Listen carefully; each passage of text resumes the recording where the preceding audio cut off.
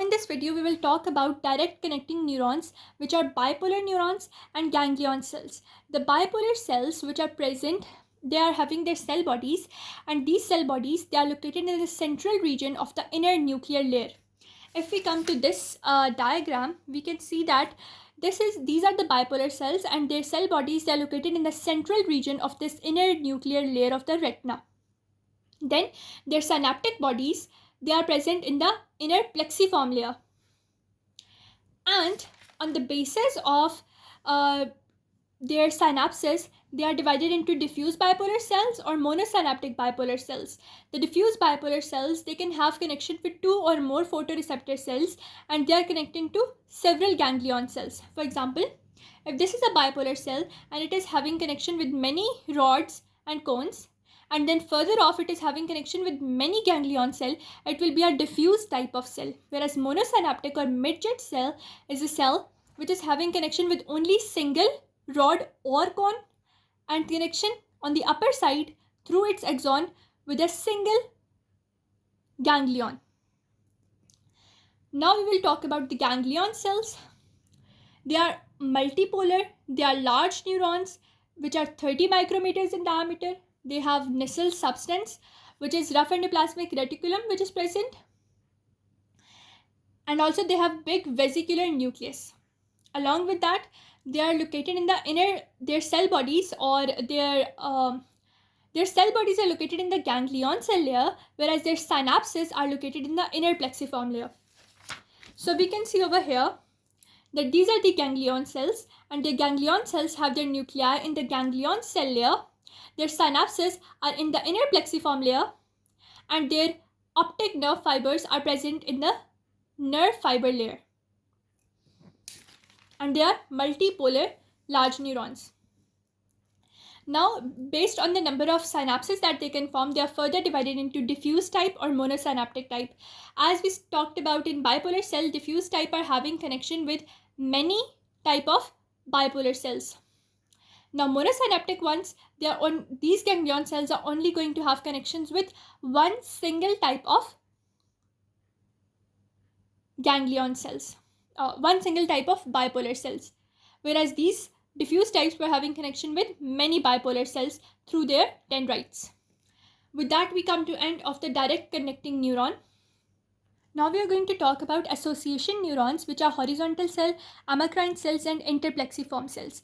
First of all, we will talk about these horizontal cells, which are horizontally present, and their cell bodies, they are located in inner nuclear layer,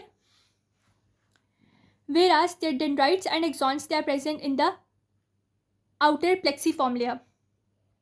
Now in this diagram, you can see that their dendrites and axons, they are present in the layer which is closer to the synapse of the photoreceptors. So it is present in inner plexiform layer, whereas the cell bodies, they are located in their dendrites and axons, they are located in the outer plexiform layer, whereas their cell bodies, they are located in the inner nuclear layer. Then we have the dendrites and axons. We know the dendrites of these cells, they are going to be present with the rods and cone cells both, but the axons, they are only present with the cone cells only. Here we can also see axons, they are only present with cone pedicels, whereas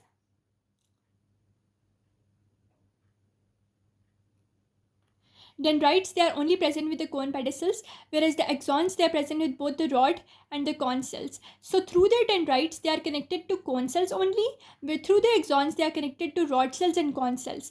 So the main function is going to be these cells are going to connect the cone cells located at one section with the rod and cone cells located in another area.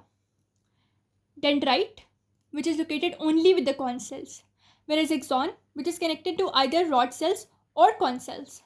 So it connects this cone cell with the rod and cone cell of another region. Now we will talk about the amacrine cells, which are anaxonic neuron. Anaxonic means they only have dendrites, but they have no axons. So if we look at this, reading over here. So they only have dendrites, they have no axons, and the cell bodies of these cells, they are located in inner part of inner nuclear layer. Whereas their dendrites, they are located in inner plexiform layer. And their dendrites are going to have connections with the dendrites of ganglion cells. Let me show that to you via diagram. So if you look at this diagram, this is going to be the ganglion cell layer. Below the ganglion cell layer, as we know, that is the layer of inner plexiform layer.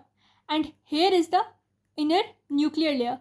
So the cell bodies of amacrine cells are in the inner nuclear layer or inner segment of inner nuclear layer, whereas their dendrites are going into the inner plexiform layer, and they are having connections with the dendrites of the retinal ganglion cells. So now we will talk about these cells, these orange colored cells, which are known as the interplexiform cells. Their cell body is mainly located in inner nuclear layer, and they are giving connections to inner plexiform layer as well as to the outer plexiform layer. In the inner plexiform layer, they are having connection.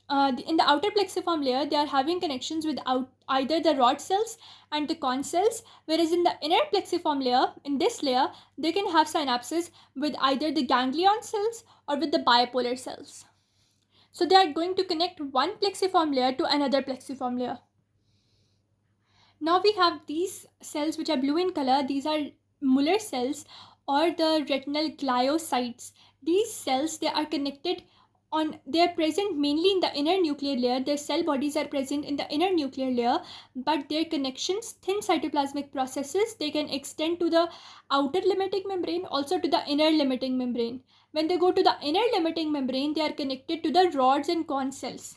When they go to the outer limiting membrane, which is present near the optic fibers, this outer limiting membrane is actually the basement membrane of these Muller cells.